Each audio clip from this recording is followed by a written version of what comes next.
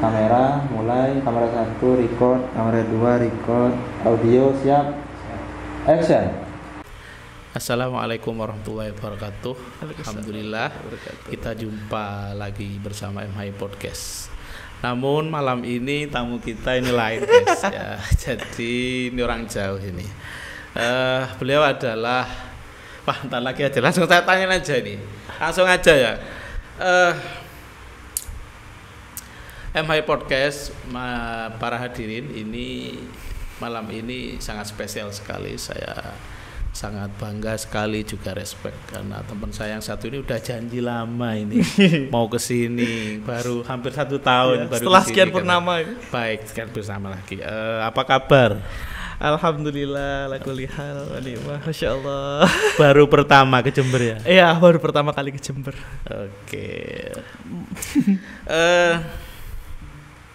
Perkenalkan, beliau ini Kang Zainul Haq.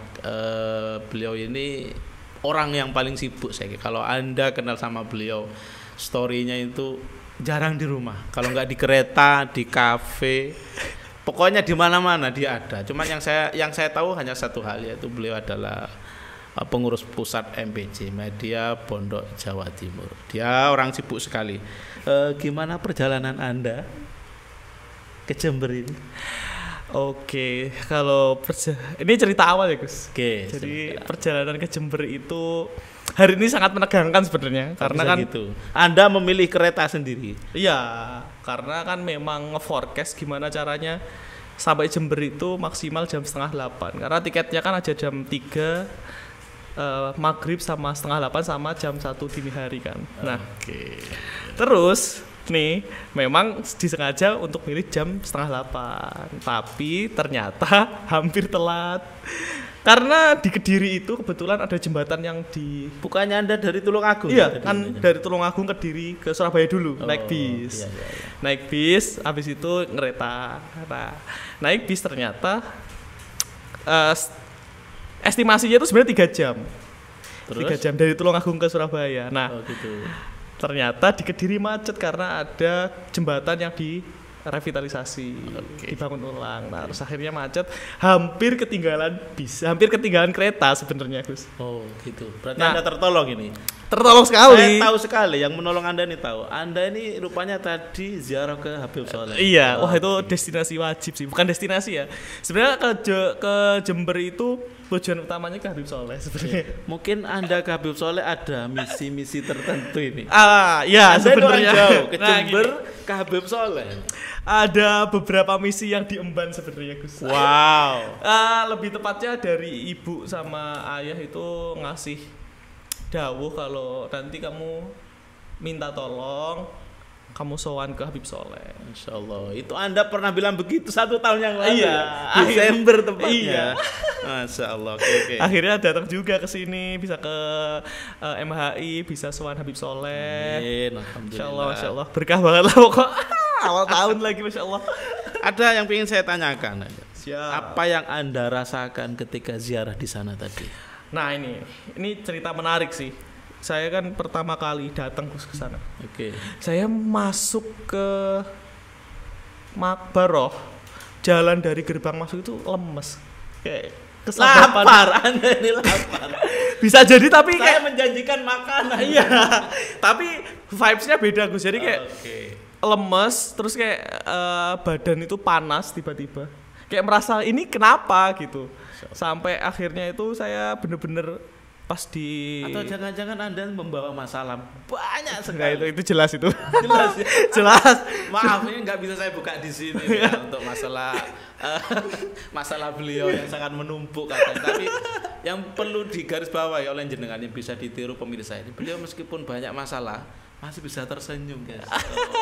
Mungkin tips-tipsnya apa ini untuk melawan masalah-masalah yang menekan beban dan sebagainya. Nah ini anak muda ya, anak muda, khususan para anak muda. Ya. Sambat itu boleh tapi jangan sering. Oh gitu ya. Karena bagaimanapun juga kalau kita mau ngomongin vibrasi ya Gus, ketika kita sambat nanti istilah itu mestakung, semesta itu mendukung kesambatan kita. Makanya ketika ada masalah ataupun sedang dalam posisi yang kurang baik itu mau nggak mau tetap senyum, tetap memposisikan diri bahwa Allah itu selalu di samping kita, selalu membersamai kita gitu. Mau nggak mau harus senyum, harus bahagia karena setiap situasi yang diciptakan, yang tercipta di dunia ini atas kehendak Allah gitu loh.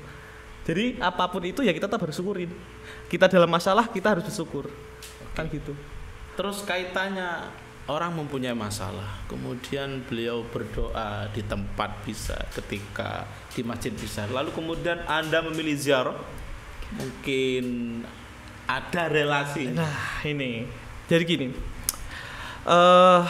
banyak saya mendengar bahwa ada sebuah teori namanya itu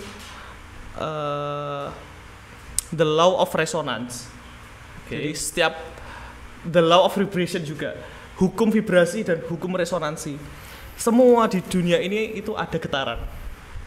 Kita percaya bahwa makbarah atau waliullah yang kita sering ziarah itu, beliau itu mempunyai getaran yang positif. Di masjid tentu, ya kan. Di tempat ibadah tentu.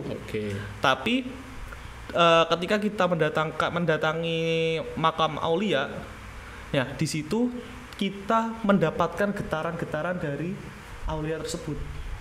Maka dari itu biasanya ketika kita mendatangi makam aulia, waliullah ataupun emang makam-makam orang soleh, di situ kita merasa tenang, kayak gitu. Saya teringat ini satu kutipan dari Gus Dur kalau nggak salah. Gus Dur tuh pernah ditanya, Gus kenapa Anda kok sering berziarah ke kuburan satu kuburan yang lain? Beliau berkata begini, kalau nggak salah ini mungkin bisa dikoreksi pemirsa. Saya lebih suka ziarah kubur karena orang yang sudah mati nggak punya kepentingan. Iya benar. Jadi kalau saya, orang seperti saya ke ini dikira punya kepentingan ini ke ini. Itu betul ya? Iya betul. Ya kan makanya kan ada salah satu kata-kata yang pernah saya dengar bahwa sebenarnya memang karomah para waliullah itu memang terlihat secara nyata itu ketika pas beliau-beliaunya meninggal. Iya. Kayak gitu. Jadi ya salah satu tempat bernaung itu jatuhnya. Ketika sedang hati gundah gulana itu bisa jadi ke makom. Berarti anak muda itu nggak apa-apa ya ziarah. Wah, nggak apa-apa banget. Nggak harus tua ya. Nggak harus tua. Wah, karena mungkin biasanya anak muda belum tahu nikmatnya. Kayak gitu. Karena di sini kan Jen, saya melihat saya manggil Mas apa Kang ini yang Mas, ini. Terserah aja. Oke, terserah. Kang ya. Anda nih tamu di sini. Siap.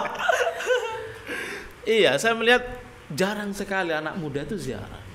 Kalau ziarah dan rekreasi itu program dari beberapa pesantren itu ada, pasti mereka ikut rame gitu loh. Tapi kalau ziarah saja ke kuburan, saya lihat kita contoh tadi di Habib Soleh didominasi orang tua. Iya. Ini apa yang salah? Anak muda di komunitas anak muda itu ada santri loh.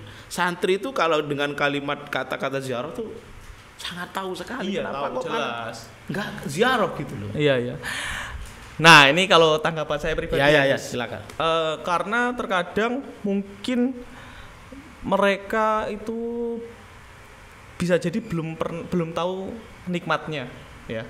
Ada yang santri-santri memang ya di situ ngaji aja, kayak gitu. Ziarah itu hanya ketika ada acara. Kayak gitu. Tapi saya ingat kata-kata kakak saya, kebetulan beliau di pelosok ngewanti-wanti bahwa gimana pun caranya ketika kamu di pondok atau di suatu pondok atau bertamu di pondok, bisa usahakan datang ke muasis atau makbaroh yang ada di pondok itu, karena bagus sekali. Keberkahan pondok itu berasal dari beliau-beliau yang sudah tiada dan menjadikan pondok itu bisa semakin besar seperti ini gitu. Dan bisa jadi meskipun kamu bukan santri di situ, setidaknya kecipratan berkahnya beliau kayak gitu. Betul. Memang hakikatnya mereka itu tidak meninggal, mungkin secara biologis, secara fisik itu meninggal, tapi secara doa dan sebagainya itu masih hidup. Iya. Baik, ada pertanyaan lagi yang ini lagi rame ini sekarang. Siap. Lagi Jember ini.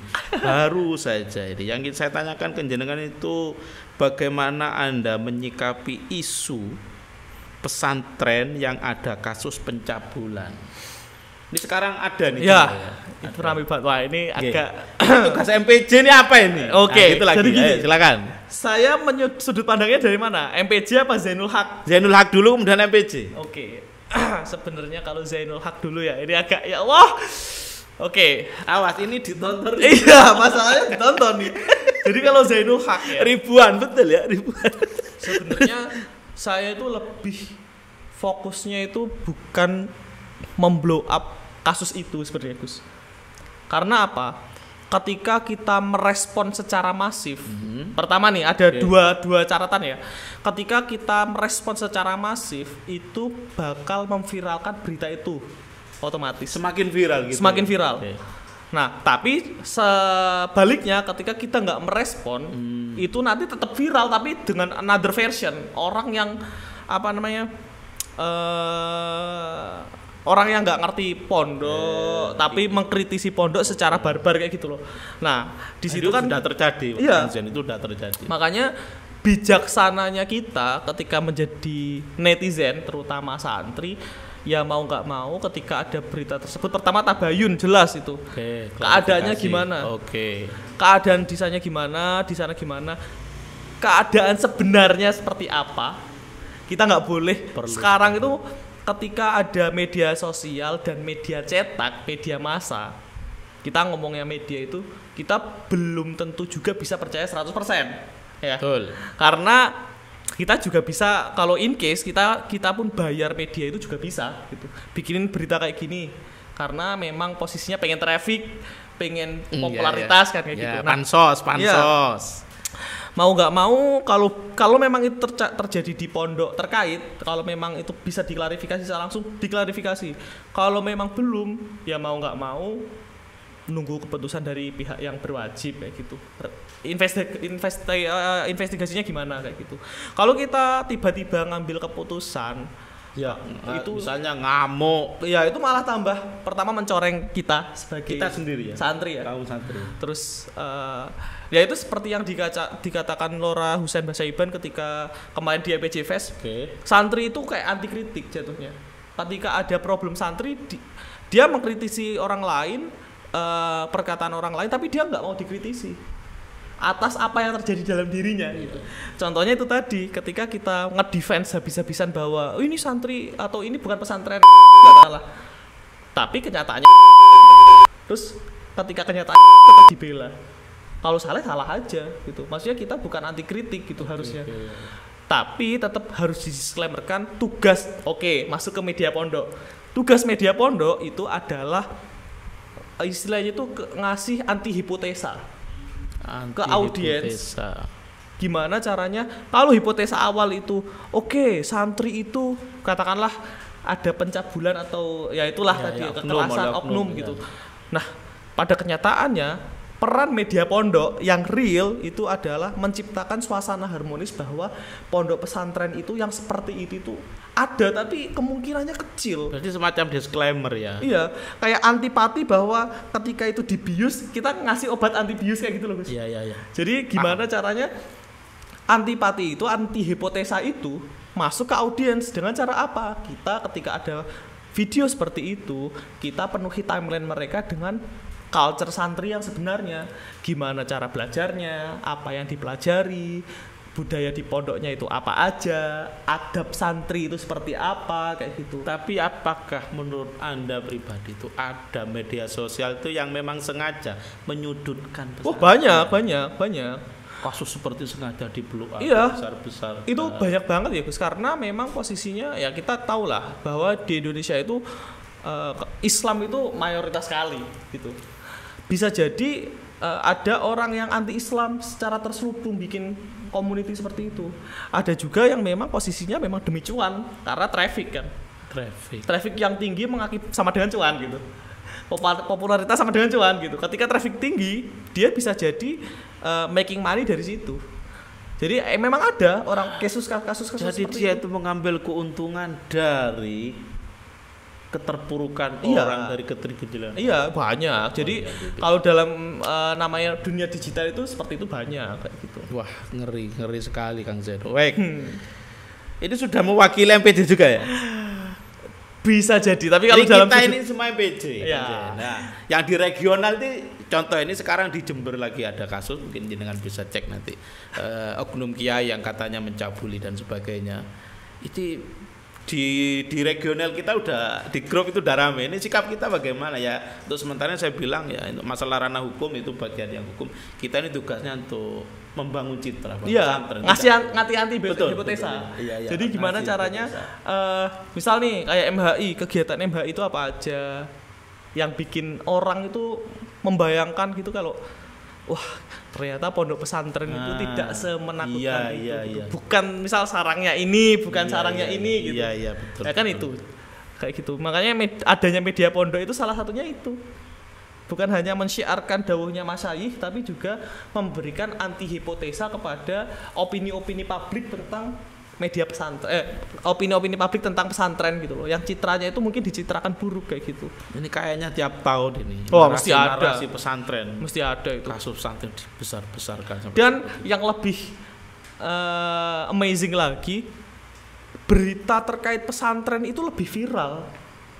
Iya. Kalau kita betul. tarik ya. Iya. Kalau kita tarik dalam setahun belakang ini, berita terkait pesantren dan Islam. Itu mesti happening, mesti jadi trending topik gitu. Di Twitter, di YouTube, itu dimana-mana. karena medianya apa netizennya ini? Orang Indonesia ini latah kan. Jadi gini, kita hidup di dunia digital Gus. Oke. Mau nggak mau tidak ada filtering. Beda sama kayak dulu zaman koran, majalah. Media cetak nggak semua orang beli. Kan gitu. Okay. Informasi yang menyebar itu viral, berita sekarang itu mungkin viral di Tulungagung nih di tempat saya itu bisa 1 bulan lagi.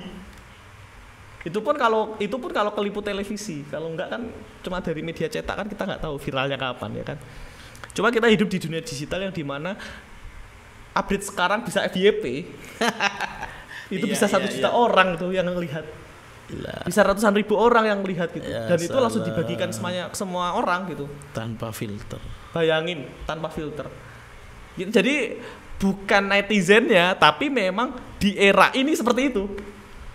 Bisa jadi setahun terus berikutnya semakin bisa tambah viral gitu. Makanya kita sebagai kaum santri mau nggak mau itu nggak boleh seperti katak dalam tempurung. Yang dimana kita menutup kemungkinan yang menciptakan keviralan. Ketika kita menolak itu, ya mau nggak mau kita tetap tertindas dalam artian kita nggak tahu nih. Ketika ada berita ini antipatinya gimana caranya? Kita nggak pernah belajar, misal kita nggak pernah belajar sosmed, nggak pernah belajar Instagram, nggak pernah belajar Facebook, nggak pernah belajar TikTok. Ketika ada berita kayak gini, gimana caranya? Bingung kan? Iya kan? Makanya di situ kita nggak boleh kayak gitu. Sebagai santri kan harus agile, istilahnya harus lincah gitu, harus lunak. Kalau ada sesuatu baru ya kita pelajarin gitu. Nggak boleh. Ada sesuatu yang baru harus kita pelajari. Iya. Misal jangan sampai kita ketinggalan kalau dulu banyak tokoh-tokoh Islam, tokoh-tokoh yai katakanlah atau tokoh-tokoh asatid yang ya kita ngapain masuk Facebook. Ketika semua orang-orang minhum itu masuk Facebook, kita baru sadar, oh Facebook ternyata nggak apa-apa. Oke, masuk Facebook, minhum pindah ke Instagram. Pondok-pondok itu sibuk setengah Facebook, minhum di Instagram udah punya basis. Media-media yang katakanlah itu ya just a traffic for money, itu udah punya traffic. Terus kita mau masuk Instagram telat, mereka udah masuk ke TikTok sama YouTube. Nah, terus kita gimana? Harusnya ketika ada platform baru dan itu viral, bisa dikaji secara komprehensif dulu. Apakah ini layak untuk dijadikan wadah platform santri berkembang kayak gitu loh. Tapi jangan lama-lama. Ini kayak gini kan sekarang, kayak kemarin kita mendatangkan di MPJ Fest kan ada Lora Husen. Ya itu emang saya bisikin, Lora, ini posisinya santri itu anti TikTok di sini. Ini tolong dihewes-hewes gitu. Ada sebagian makanan TikTok itu haram. Iya, makanya joget-joget. Makanya di awal itu kan Lora Husen itu langsung bahas TikTok itu kayak gini-gini. Nah, kayak gitu. Baik. Terima kasih. Bisa dilanjut ya? Ada 2 pertanyaan lagi. Siap. Oke. Ini mengenai MPJ. Oke. Itu kadang ada yang tanya seperti ini. Kalau kami ikut MPJ itu dapat apa? Ayo, silakan jawab ya. Ini pemirsa ini jawab langsung di podcast kita ini malam ini. Oke. Ini pertanyaan template semua umat sebetulnya. Betul sekali. Dan setiap halakomul multaqo ada ini. Mesti ada. Oke. Bahkan nyun sewu. ada yang pengasuh juga. Takokno le, lek melo MPJ entuk opo pondoke ya iki. Oke, Silakan. ini saya menjawab secara diplomatis ya. Ya. Oke, sebelumnya kalau teman-teman belum tahu MPJ itu Media Pondok Jawa Timur, itu komunitas yang tercipta kopdar pertama, founding father itu ada 7 pesantren ya, Gus. Sebutkan bisa? Ya bisa. Ada Sidogiri, ada Langitan, ada Lirboyo. Lirboyo, ada Ploso, ada Pondok Menara Al-Fatah Tulungagung. Sabilur Rosyad. Ada Pondok Gasek itu pondoknya Yai Marzuki Mustamar, Pondok Pesantren Sabilur Rosyad, ada Blok Agung. Terus ada Genggong. Nah, 8 berarti. Nah, terus dibentuk di Malang. Sebenarnya grupnya itu ada sejak Desember, cuman Februari baru lahir. Februarinya lahir kayak gitu. Nah, jadi penjelasan singkatnya MPJ ini tercipta karena keresahan media pondok pesantren yang konektivitasannya itu tidak ada, kecil, ada tapi kecil. Misal nih, gimana caranya pondok MHI nyambung sama Ploso? Oke. Itu kan gapnya jauh banget.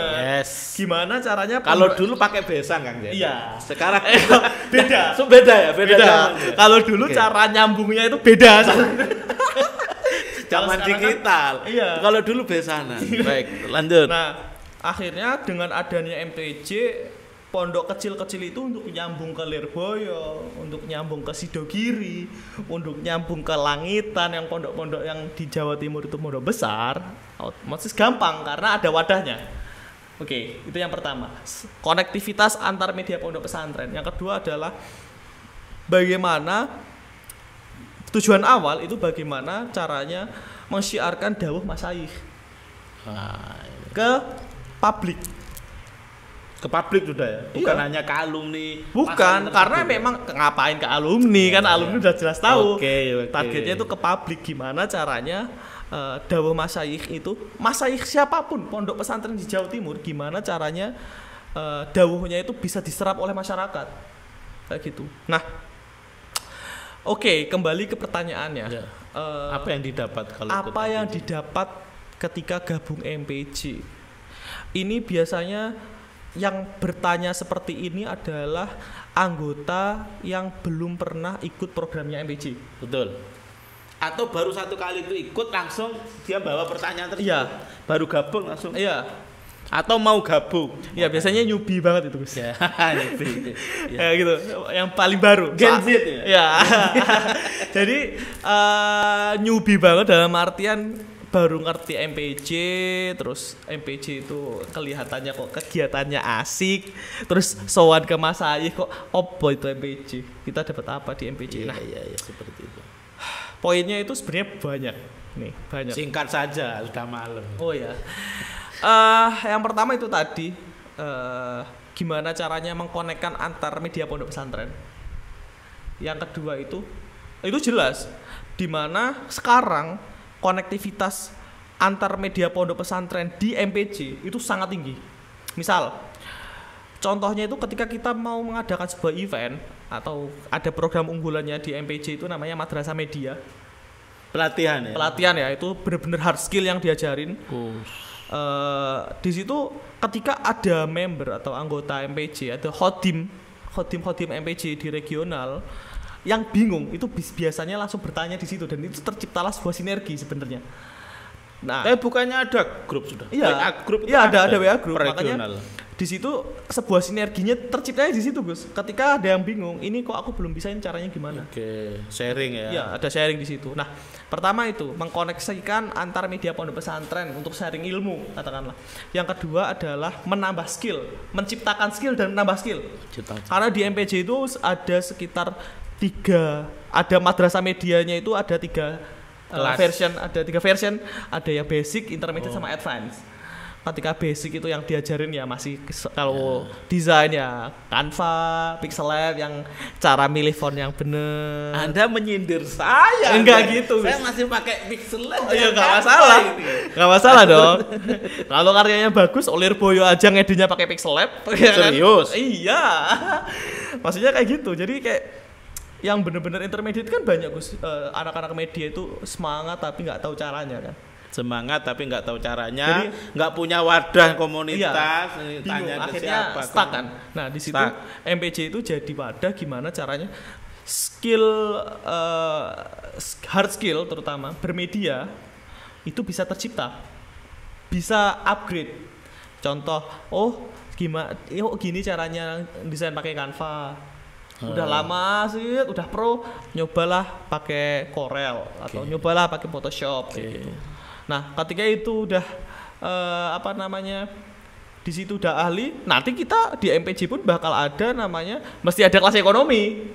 Wah, ini bidangnya pemirsa ini. Ya kan? Eksibis ini.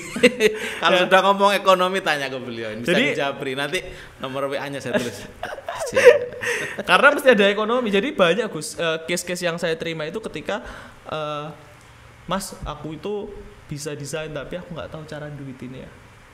Itu after sessionnya di kelas MPJ itu mesti ada itu nanti. Ada itu ya. Mesti ada. Jadi setelah menciptakan skill, terus mempertajam skill, kemudian monetizing. Jadi bisa itu mesti dicuankan. Ya, itu mesti ada. Nanti entah kita kolaborasi sama komunitas terkait atau kita ngundang praktisi itu mesti ada kayak gitu. Nah, Masya Allah MPJ. Itu mempertajam skill. Ntar belum masuk ke yang 2.0, yang intermediate yang dimana belajar After Effects, belajar Premiere, ya kan? Ada Premiere, ya kan? Yang bener-bener advance kayak gitu, terus Final Cut Pro dan lain-lain. Nah, nanti kalau yang 3.0 kemarin kita ngundang sutradara nasional. Siapa itu? Ya Gus Daniel Rifki kan. Yang Haji Backpacker ya kan. Siapa sih yang nggak tahu beliau? 99 nama atas nama cinta itu kan yang beliau juga gitu. Jadi kita ngundang praktisi yang di mana praktisi dari Jember ada yang datang? Ada ya? Ada. Motoran. Bakit itu motor nih, Bakit Media tuh. Saya itu Bakit Anwar Lele nih kayaknya sama kru ini sama. Nah, jadi itu yang kedua. Jadi gimana caranya skillnya teman-teman santri itu tercipta dan mumpuni ketika diutus yai untuk mensyiarkan dawuh-dawuhnya. Kembalinya syiar ya? Iya. Jadi syiar. Dan satu lagi jargonnya media Pondok Jatim seperti biasa, keterbatasan melahirkan militansi. Wow. Itu jargon gila itu saya melihat banyak kejadian yang dimana ya santri itu ketika di titik tertentu istilahnya gini, kalau bahasa Jawanya nanti tolong dikasih subtitle ya Gus. Oke, siap. Bahasa Jawanya itu keterbatasan melahirkan militansi itu ketika ya adanya seperti ini, onone koyo ngene, mbuh piye carane kudu dadi. Mbuh piye carane yai ngaos tetap harus terstreamingkan atau mbuh piye carane dawuhnya yai itu terdesainkan secara rapi meskipun gearnya itu seadanya. HP. Ya HP seadanya. HP ditaleni. Iya, kayak kemarin tuh saya tuh taleni Rafia. Itu dari pondok pesantren. Sako ya? Iya, Sako. Pondok pesantren Syabdul Qadir Jalan ya? Iya, betul. Probolinggo. Itu ketua regionalnya langsung, HP-nya ketua regional, kebetulan dia ketua regional Probolinggo. HP-nya buat live streaming dikasih tali Rafia. Buat jadi holdernya. Itu kalau bukan santri nggak mungkin. Nggak terpikirkan. Iya, jadi di situ saya terenyuh bahwa ini beneran keterbatasan melahirkan militansi itu kayak gitu. Makanya ada namanya khidmah untuk yai, khidmah untuk masyayikh, dan militansi gimana caranya khidmah itu lancar dan dawuh masyayikh yang kita abdikan diri kita itu tersyiarkan ke masyarakat kayak gitu. Makanya ada salam khidmah, salam militan gitu. Salam khidmah, salam militan. Baik, luar biasa Unisa. Ini kalau diteruskan sampai Fajar Sodik. Udah, namun aduh. Cut.